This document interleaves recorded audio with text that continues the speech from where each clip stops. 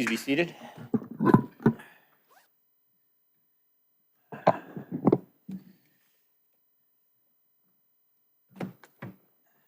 We thank you for attending the Wednesday, October 4th, 2023 settings of the 7th Court of Appeals, sitting at Texas Tech University School of Law in Lubbock. We appreciate the attorneys. Actually, they're all out of town attorneys. We appreciate them traveling down to Lubbock to present oral argument. We have two cases this afternoon. Between the first and the second, we will take a short break to change panels, but I'll go on and call the docket for the first case, and Judge Parker will call the docket for the second case this afternoon. And case we have is 07-23-00057-CV, Francisco Garcia versus Texas All-Around Drywall. And for the appellants, Mr. Trujillo? Yes, Your Honor. Attorney James Trujillo for the appellant. Okay, thank you.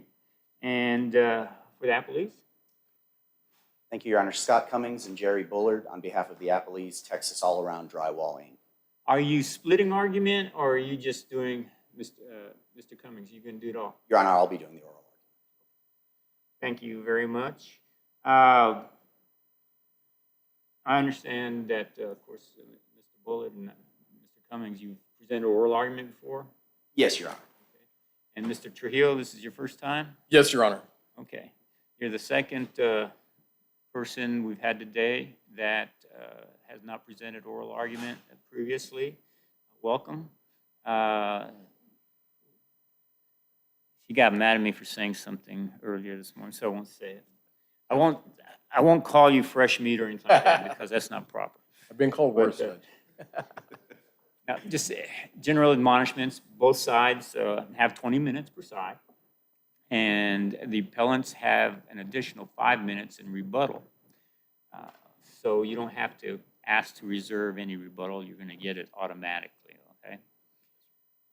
As all of you know, whether it's trial or appellate bench, sometimes judges ask questions in hearings, and we're going to do the same thing. We ask questions. We're prone to ask questions, so answer them as best you can. If you don't know the answer, we don't know everything either, so just let us know that. We appreciate candor. We certainly do.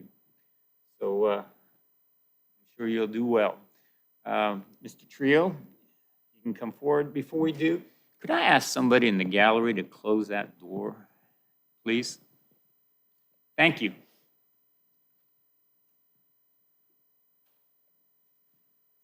Okay.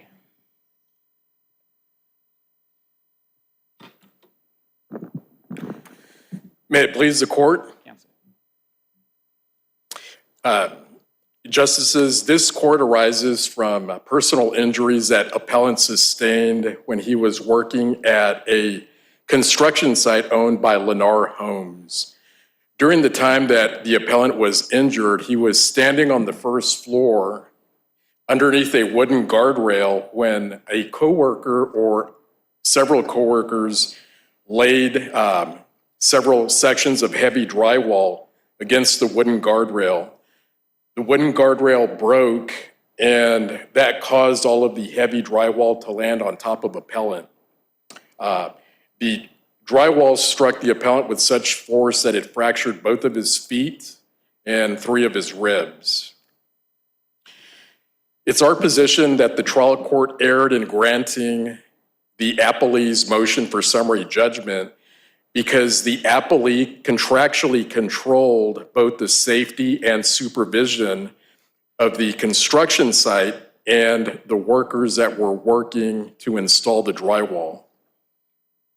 Counsel, do you see the need to, in this situation, to prove that Lanier or I'll call him the subcontractor, because if I'm not mistaken, the contract says with Lanier said subcontractor, and then also call people subcontractors or something like So we have a subcontractor, sub-subcontractor, and an employee of a sub-subcontractor? That's correct, Your Honor. Okay.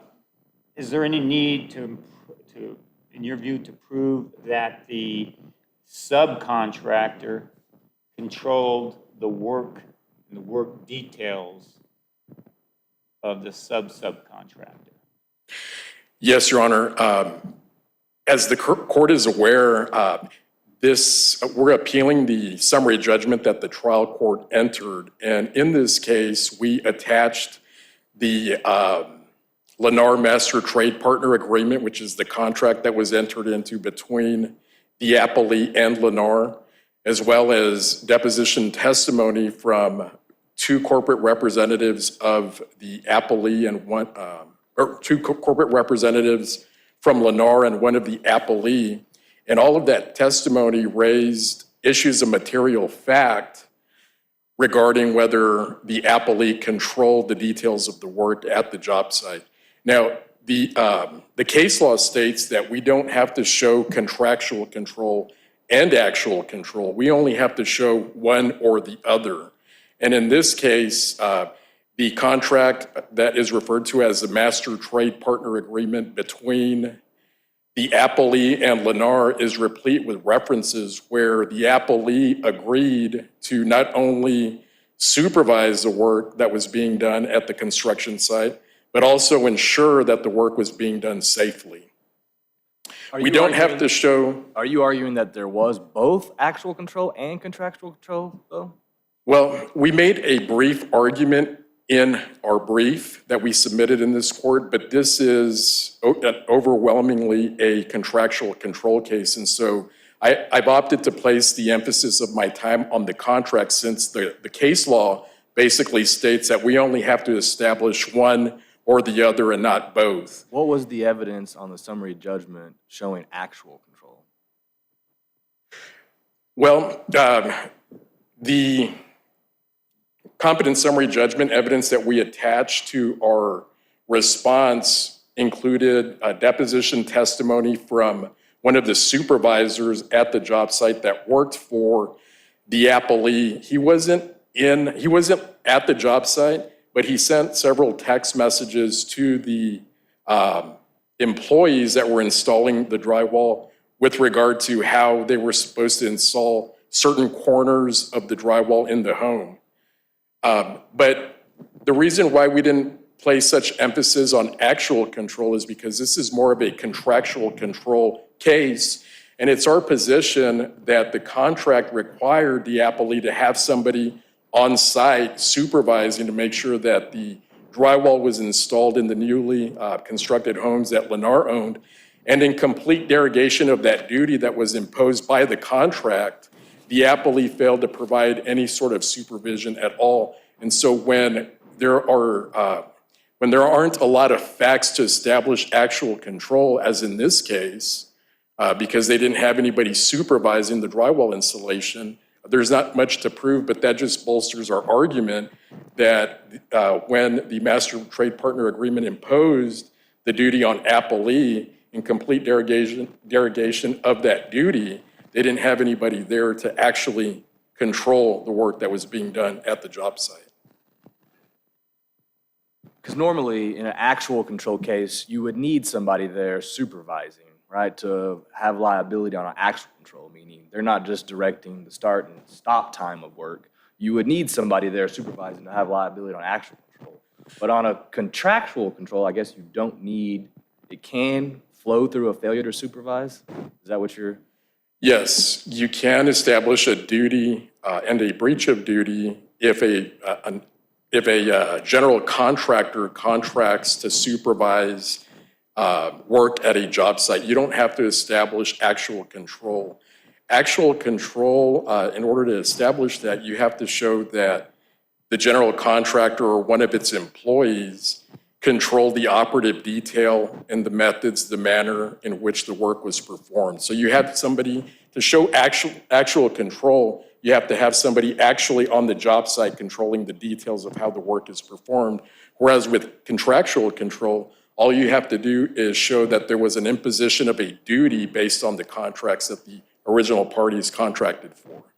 Who built, I'm sorry. who built the guardrail? So the guardrail was installed by another company, and I think it was, that name, the name of the company escapes me, but they were non-suited because nobody was there at the job site during the time that the appellant was injured, so we didn't have a good faith basis to keep them in. So we ended up non-suiting the company that actually built the drywall. And there's no evidence to show that strike that. There's no evidence to show that the wooden guardrail was installed improperly. What we're trying to establish is that when the coworkers placed the drywall on the wooden guardrail, the weight caused the wooden guardrail to fall, and that caused the drywall to fall on top of the appellant in this case. So was Arriaga not supposed to supervise Garcia and others that were actually putting in the drywall? No, Your Honor. Pursuant to the master trade partner agreement that the appellee signed with Lennar, the specific contract provision required Lennar to provide an OSHA competent person at the job site. And an OSHA competent person, according to Mr. David Spellman, who works for Lennar, he testified in his deposition that an OSHA competent person is a person that has the authority to go onto the job site and to thoroughly inspect the job site. And if he finds something that is unsafe or a hazard to the workers, he's supposed to remedy that situation before anybody gets onto the job site to prevent these kinds of these types of injuries. Well, I thought I read in the record where the sheetrock or drywall was moved and placed against the guardrail when the workers got in there that day, like right before they started installing drywall. Is that inaccurate? Your Honor, the competent summary judgment evidence that we submitted in response stated that the drywall had been delivered the day before Mr. Garcia was injured, and it wasn't moved prior to that point. Some of the workers that were with Mr. Garcia leaned the drywall up against the wooden guardrail, and that's what caused it to fall. Isn't that what caused his injury? That is what caused his injury, correct. But you're saying that the failure to have the OSHA designated person creates a duty on Lanier? No, Your Honor. So the appellee signed a contract with Lennar, and Lennar required the appellee to supervise the construction site to make sure that the drywall was installed safely inside the homes. And as part of their responsibility that was imposed on the appellee by the contract, Lennar required the appellee to have somebody on an OSHA competent person at the job site to inspect the job site before any work was performed. And if the OSHA competent person saw something that was unsafe, such as a wooden guardrail and drywall that could be placed against the wooden guardrail, which would cause it to collapse, then the OSHA competent person would have done something such as had a meeting with the workers before the work started to warn them not to place any drywall against the wooden guardrail, or the OSHA competent person could have put a wooden workhorse to create a barricade between the drywall and the wooden guardrail, or the OSHA competent person could have put a warning tape or warning sign or cones or something of that nature to make sure that the workers at the job site didn't place the drywall against the wooden guardrail, because obviously if it was too heavy, that would cause it to fall from the second floor and onto a worker. And that's exactly what happened here. Did it have to be an OSHA competent person, or did you understand the contract alluded to an OSHA competent person, but it was did it have to be only an OSHA competent person, or are you arguing that they just needed somebody out there, irrespective if they're OSHA competent, that was overseeing security, Your Honor, such as the subcontractor? I don't know if they had a foreman or something along that line. I can't remember his name, but it was deposed as well. But something like that person out there also supervising what's going on safety-wise. well, the express language of the contract, especially Section 2 combined with the addendum to the contract, specifically called for an OSHA competent person. So that an OSHA competent person has the level of expertise and experience that is far greater, far superior than just somebody that is a supervisor at the job site. The OSHA competent person is trained on what OSHA requires to prevent the very sort of injuries that the appellant sustained in this case. And, Your Honor, there was a case here, I know my time's kind of running out, but there was a case that was decided back in 1999, and it was, you wrote the majority opinion on that case. It's the Lee Lewis Construction versus Harrison case. That case went up to the Texas Supreme Court, and that's still the law of the land here today. And in that case, you did a thorough examination of a contract that was entered into between Methodist and Lee Lewis Construction. And in the contract that Lee Lewis Construction entered into with Methodist, there was ubiquitous language that required LLC to supervise and make sure that the construction that was being performed at the job site was done safely. And so one of the principles that arises from that case is that the courts must look at the express language in the contract to determine what the parties' responsibilities are to one another as well as other persons, such as third-party beneficiaries. Real quick, it's based on a contract. You said you're focusing on the duty arising from a contract. Justice Yarborough asked about evidence of actual control creating the duty. If there is a duty arising out of contract that thou shalt supervise safety, that's contractual. But if pursuant to that duty, they hand out policies and procedures and say, follow these, is that contractual, or is that also evidence of actual control?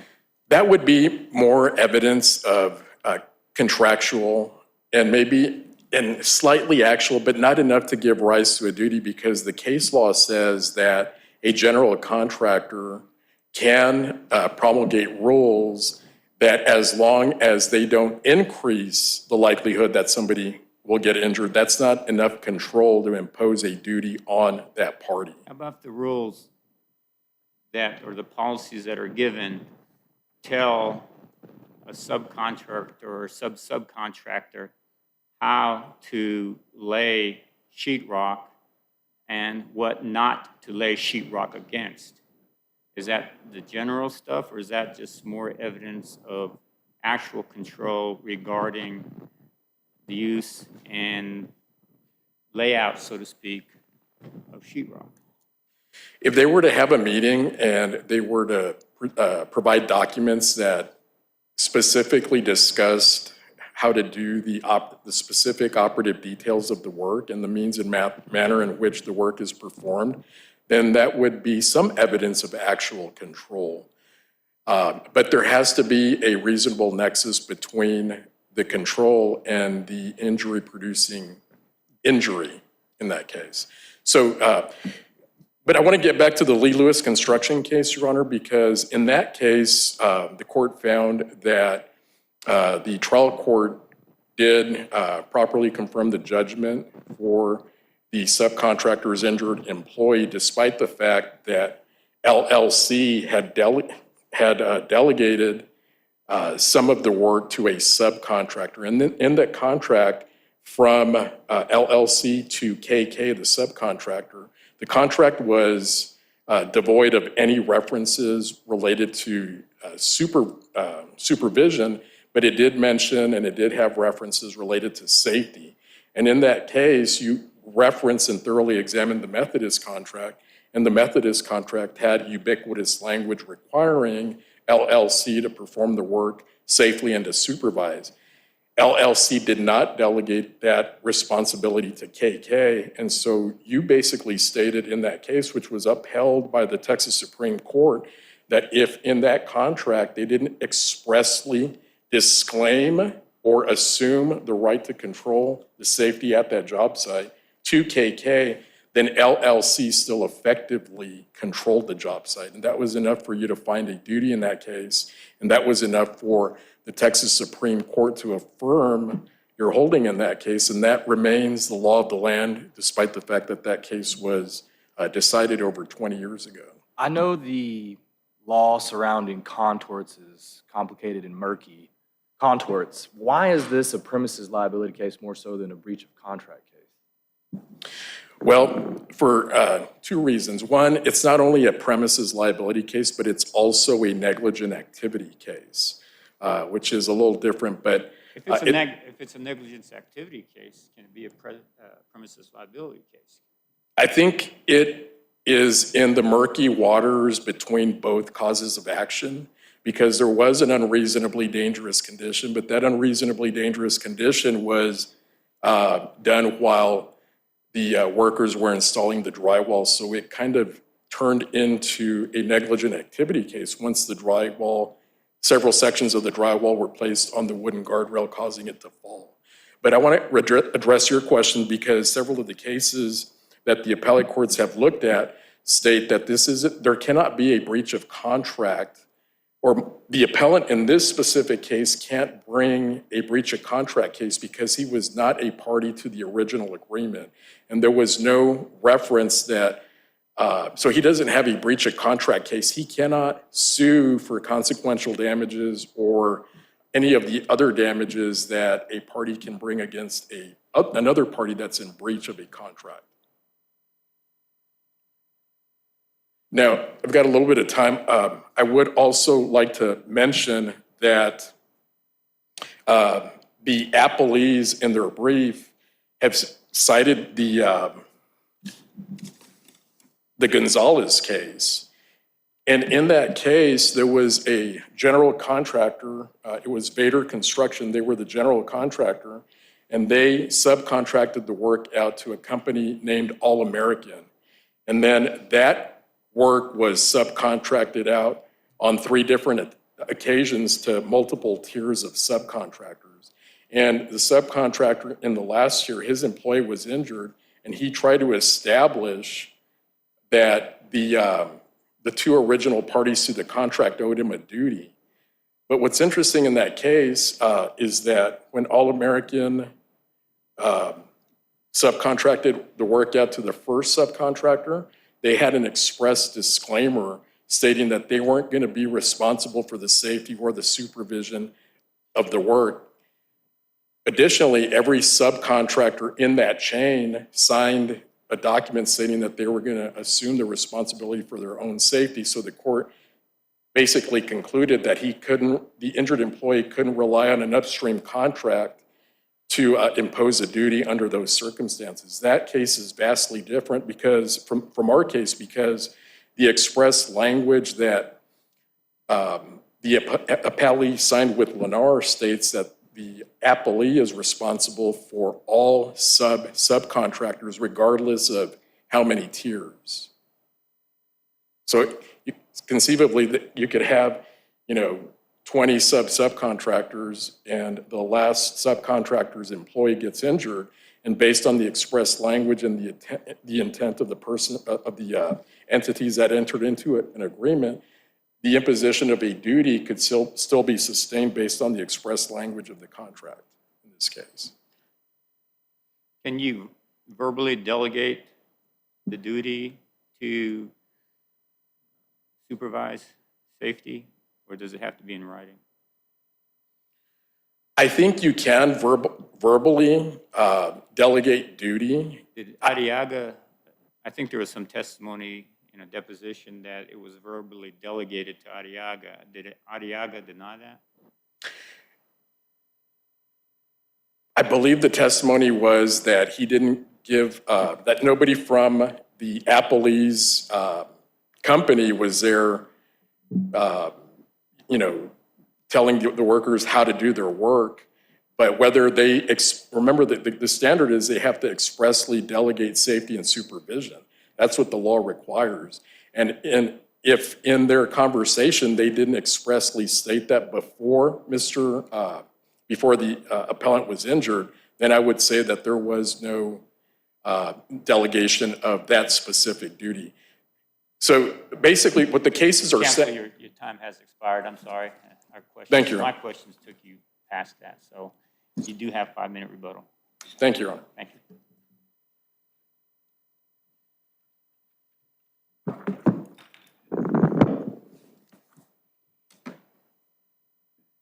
May it please the court. Scott Cummings and Jerry Bullitt on behalf of the Applees. And if I call our client Tad instead of Texas All Around Drywall, I'll inform the court now that's who I mean. We've lived with this for so long. Your Honors, the trial court properly found that Mr. Garcia's claims against Tad, whether they are characterized as premises liability, negligent activity, or somehow a contractually created duty, or otherwise, all fail as a matter of law. And Judge McCoy at the trial court level properly granted summary judgment on both traditional and no evidence grounds. Garcia's claims essentially asked that court, and now ask this court, to ignore undisputed facts, some of which Justice Parker referenced as well, which is that when Mr. Arriaga and his crew, which consisted of Mr. Garcia, arrived at the scene, the drywall was in the middle of each room on both of the floors. It wasn't stacked against a guardrail. It wasn't in any condition that could in any way be described as unsafe or that would give rise to a duty on the part of Tad. Did the condition eventually change? The condition apparently changed. Now, I will say, Your Honor, that the record is not exactly clear what happened here. I don't necessarily disagree with Mr. Trujillo's description that someone on Mr. Arriaga's crew must have laid the drywall against it and it must have collapsed and fallen, because there's evidence that it collapsed, the wooden guardrail. But no one actually saw it. I don't know that that's necessarily material. What is material is the duty that Tad had. I believe it's clear, and I don't want to pile on Mr. Trujillo, but I believe he all but conceded to this court that there wasn't actual control, that we're talking about contractual control here. And that's what I want to focus on as well. Let me ask you this, same question I asked him. What's actual control? When they exercise some control over the thing that caused the injury? There is, Your Honor. It's not any control, as Your Honor just pointed out. It's got to be more than that. And it's interesting, and Mr. Trujillo pointed it out as well. In your view, what's the thing that caused the injury here? The injury-causing event was carrying drywall and stacking it, in theory, stacking it against a wooden guardrail. That appears to be the injury-producing event. Would that include the method of stacking drywall or that particular act of how they stacked the drywall at that instant? And I'm not sure stacking is even appropriate, because they're not really stacking the drywall. It's entirely possible a person put it there for a moment and stepped away, not even intending to quote-unquote stack it. We just don't know, because the record doesn't say and no one actually witnessed what occurred. And that's one of the things, if we were to take this as a standard premises case, right? A premises owner has to have some notice of the defect. Well, in this case, there'd be no evidence of how long that defect existed, i.e. the drywall stacked against a wooden guard railing, right? It could have literally been stacked and fallen at the exact same moment that it was stacked against it. We just don't know. The record, though, in your view, is clear that when they got there that morning, all the drywall was on the ground floor. It is absolutely clear that on both floors, Mr. Arriaga testified in his deposition that when he arrived, it was stacked in the middle of each room, and there's no dispute about that. It wasn't stacked up against the guardrail, leaning up against the guardrail. It was in the middle of the room. Is there any dispute with regard to whether or not Tad had a representative out there between the time Arriaga's crew got there and the drywall fell on Garcia? There's also no dispute that Mr. Arriaga and his crew were the only persons in the job site at the time of the incident. So, in your view, if it was a condition, there's a question of whether or not they knew or should have known because nobody was there? I don't think you even get to the condition, Your Honor. And There is the whole GE versus Moritz issue that if we really get into the premises question, that we can address as well, which is it an open and obvious? Number one, is it even a condition? Number two, is it open and obvious? But I don't think your honors even get to the premises question because I don't believe there's a duty created by law that can be imposed upon TAD here on these facts and on this contract. I want to go back and do the same thing that Mr. Trujillo did, which is draw your honor's attention to your own opinion from 1999, which is the Lee Lewis opinion. And in that, you discuss the difference between the facts of that case, Lee Lewis Construction, and a case called Host Celanese Corporation.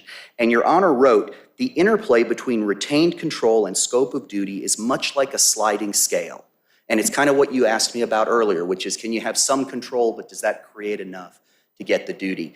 And for me, the way this case falls is if you have a spectrum, you got Lee Lewis, where there were some facts, and I disagree with Mr. Trujillo, there were some very specific facts in Lee Lewis where Lee Lewis retained control both through its contract with Methodist Hospital and through its downstream contract with KK Glass that simply aren't present here. By the way, one thing that wasn't discussed was the downstream contract between TAD and Mr. Arriaga, which did move these things and doesn't create a duty on the part of TAD. You said did move these things. What things? I apologize if I misspoke, Your Honor. Say that again. I thought I heard you say that downstream contract between TAD and Arriaga that did move these things. Oh, there's a downstream contract between TAD and Arriaga that does address some of these issues that puts the duty onto Mr. Arriaga, and that is discussed in our brief. And what are they? Your Honor, I don't have that contract Okay. here in front of me, and I apologize. I'll related rely to- on what the are record you- says. If I'm not mistaken, you argued in your brief that downstream contract delegates the obligation to supervise work Yes, Your Honor. and manner of work and safety? I believe that is the case. And again, I don't, not having the contract in front of me, I'm going to rely on what the contract says in the If I record. have But assuming I had the contract in front of me and it said nothing about expressly delegating the duty of safety, it would be my recollection that it talked about the control of the work, not the safety. I think Your Honor is correct. okay. Now, if they had, safety is the issue, and it's got to be the lack of safety that causes the injury as opposed to general control over work.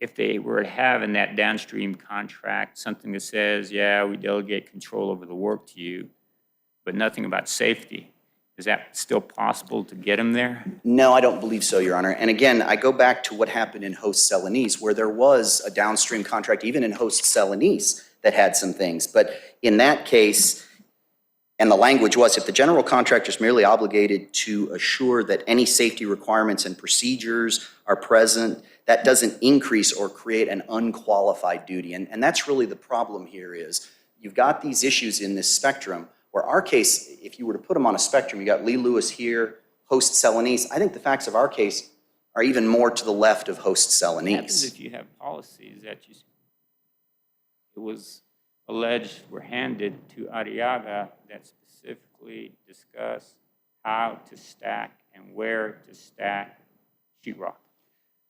Is that getting you further down that spectrum? I think it might, but it was not the stacking in the middle of the room, because that's what that would have discussed, right? I mean, we're talking about the delivery of the One of those drywall. policies says you shouldn't even stack them against the wall.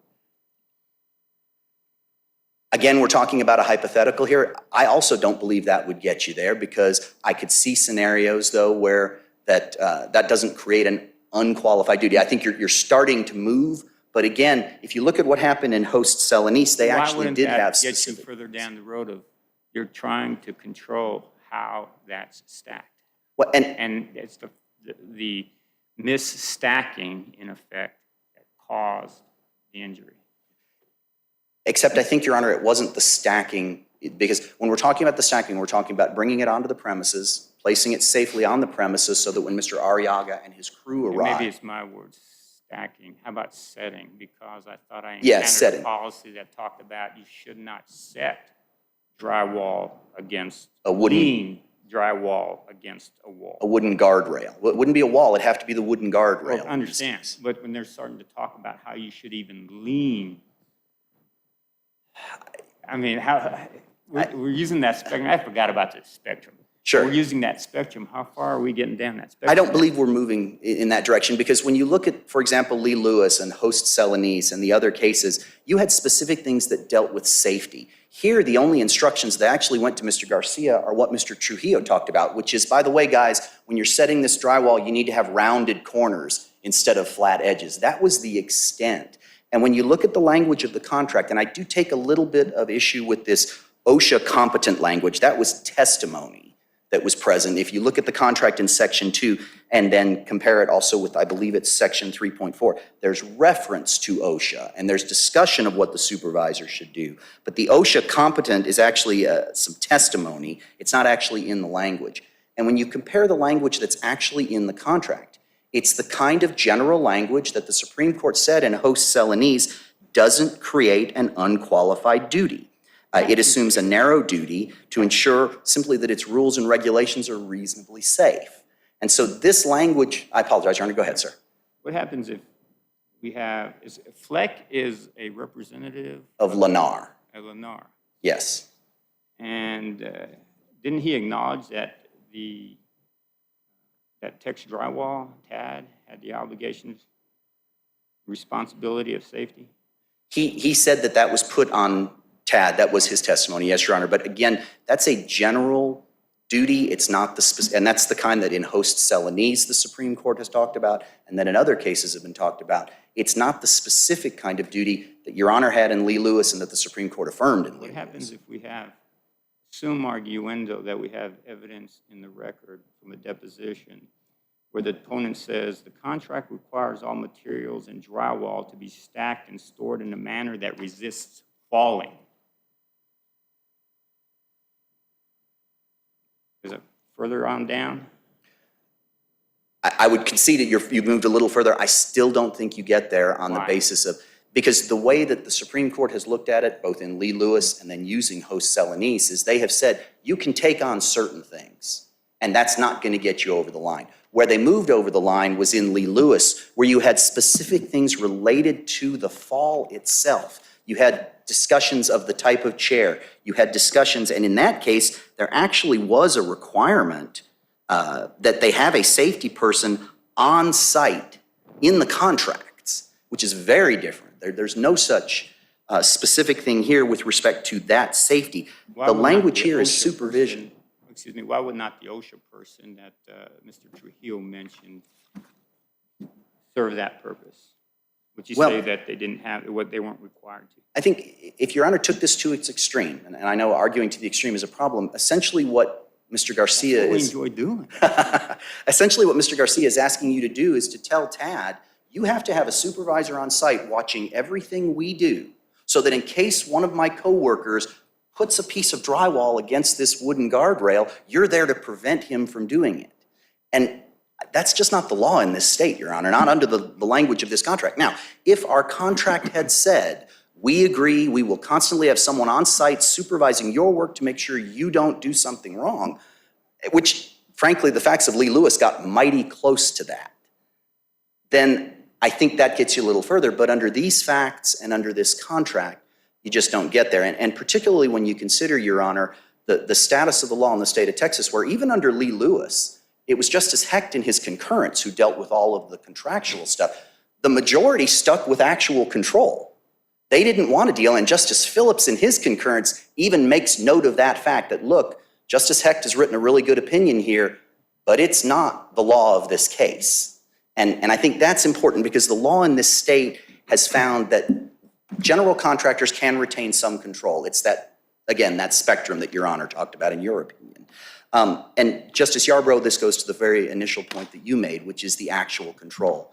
The only evidence of any actual control here is the edges of the drywall. That had absolutely nothing to do with the incident itself. So if you have no actual control, and if the contract has language that is, I believe, even more or even less than what you had in Host Celanese, and in Host Celanese, the Supreme Court said that doesn't get you there, then we're certainly not to a point where a Texas Supreme Court, even under the somewhat egregious facts of Lee Lewis, wouldn't even find contractual control, that you would do so.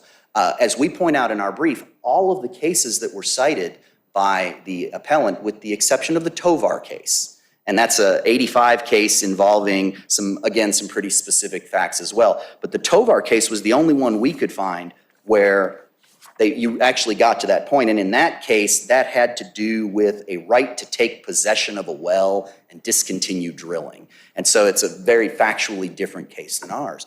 But all of these cases that deal with contractual control, the ultimate finding of the court after laying out all of what Your Honor has talked about, all of these different legal principles, was, no, we're not going to find contractual control. And I think that's the issue here, which is the law is not going to impose on these general contractors this unqualified duty that Mr. Garcia is asking you to impose. And that's really simply been the law of this state for many years. Even a case as egregious as Lee Lewis, the Supreme Court wouldn't go with contractual control. They went with actual control. I want to spend, and I've got about 5 minutes left, I do want to make a couple of other points regarding some facts that I think are important here when you get to some of these other issues to the extent that they are of interest to the court. The first is this respondeat superior and employee thing. I think it's undisputed, frankly, that Mr. Garcia was an employee of Mr. Arriaga. He was not an employee of TAD. Mr. Arriaga, the record reflects, trained Mr. Garcia. He employed him. There is some dispute in the record how long Mr. Garcia had worked for Mr. Arriaga. In their brief, the appellant says this was the first job, but we cite to testimony in our brief that, in fact, Mr. Garcia had been working for Mr. Arriaga for about 2 years before the date of the incident. Either way, there's no dispute that the only person instructing Mr. Garcia about how to install the drywall was Mr. Arriaga. The only one giving any instructions to the crew was Mr. Arriaga, and that Mr. Arriaga and his crew knew how to install sheetrock. They didn't need to ask TAD how to do it. They didn't need instructions from TAD. And Garcia acknowledges that he didn't get any instructions from anyone else. In fact, interestingly enough, Mr. Garcia didn't even know who Texas All-Around Drywall was. So to find that he was an employee of TAD or that there's a respondeat superior case, I think you simply don't have the evidence there, and whether it's traditional or, and Judge McCoy granted the motion in full, so she granted it both as to the traditional and the no evidence portion. The premises question is pretty well determined. I think the same thing with negligent activity. If this is a negligent activity case, the case is against Mr. Arriaga or some unknown crew member. It's not against TAD because TAD didn't assume any duty. No one from TAD clearly actually did the act itself. And finally, with respect to the contractual stuff, and I think we've kind of beaten this to death, but I want to end kind of with where we began, and that's the Supreme Court in another case, which is Clayton Williams versus Olivo. And that really goes to the supervisory control retained has to relate to the condition or activity that caused the injury. And when you look at the retention language in the contract with Lennar, and it's at CR 316 is where Section 2 is, CR 320 is where the 3.4 safety provision is, and then CR 314 where performance of the work sections are. There simply isn't the retention of that level of control under Clayton Williams, under Host Celanese, even under Lee Lewis that gets you where you are. And I know I've got 2 minutes left, but unless the court has any additional questions, I've completed my presentation. Thank you, Your Honors. Well, sir.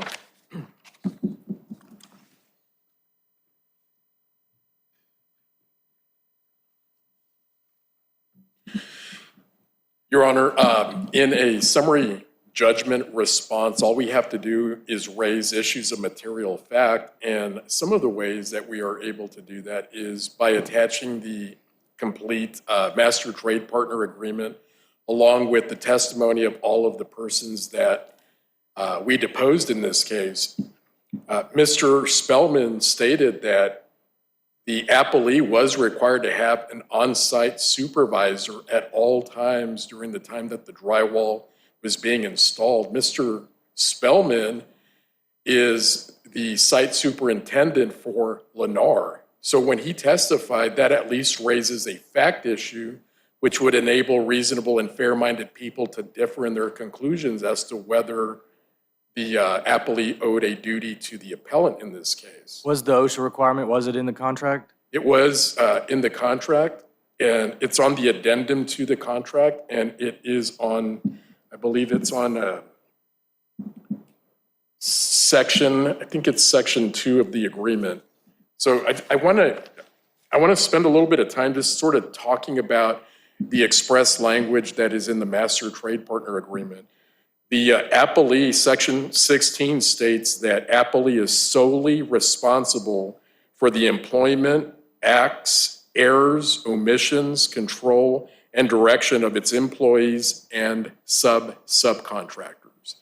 There is a specific section in the Master Trade Partner Agreement that expressly defines what a subcontractor is, and that is all persons or entities of any tiers.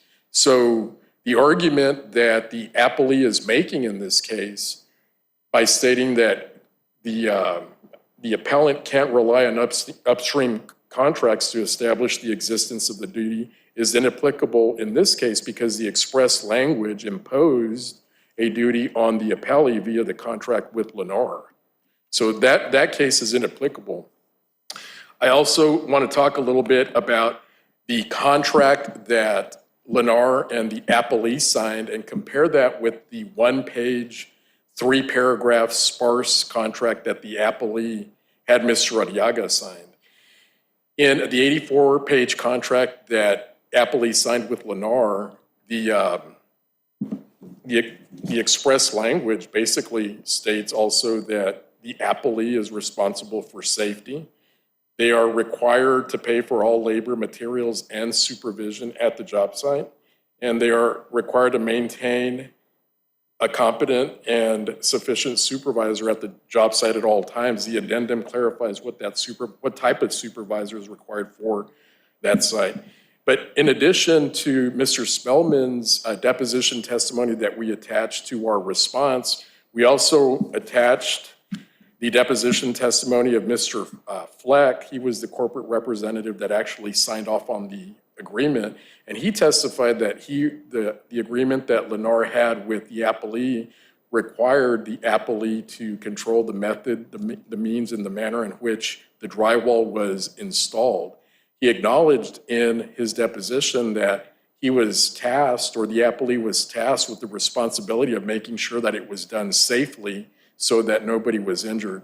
The last minute and a half, I just briefly want to talk a little bit about the nexus between control and the injury-causing activity. If the appellant was injured by a painter that had kicked over a bucket of paint and that caused his injury, well, I would agree with the appellees that there isn't a reasonable nexus between the control that exists in the contract and the injury-causing activity. But in this case, the Master Trade Partner Agreement required them to make sure to supervise the drywall installation and make sure it was done safely. And the very thing that injured the appellant in this case were several sections of drywall. Was there evidence of a packet being handed by Tad to Arriaga talking about safety? No, Your Honor. And even if they had done that, I would argue that that's insufficient according to the case law to relieve the appellee of its obligation to make sure that the drywall was installed safely and that they were supposed to supervise. All of the cases that have been decided on this issue talk about express language and express disclaimers. So if a general contractor wants to relieve itself of the responsibility of safety and supervision in a contract with a subcontractor, they have to put in language in that contract that will relieve them of that obligation. If they don't do that, then the Lee Lewis construction case that went up to the Texas Supreme Court states that the general contractor effectively controls safety and supervision at that job site. Can you just quickly, put you on the spot, can you direct me to any cases, I may be splitting hairs, that differentiate between the words safety and control? Because it's contractual control is what we're looking for, right? It has nothing to do with safety per se, unless there's... Well, so there's two cases that I can point you to. One of the cases is the Lee Lewis case.